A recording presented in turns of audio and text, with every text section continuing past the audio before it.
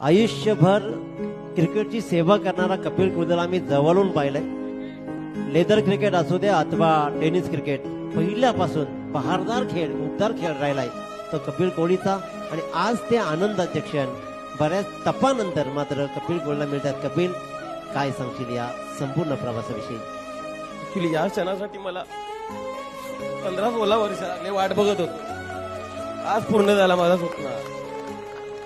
आणि माझी team main प्रत्येकाने 100% दिला. सर्वांनी एकदम 100% योगदान दिला. प्रत्येकाने चांगला केला.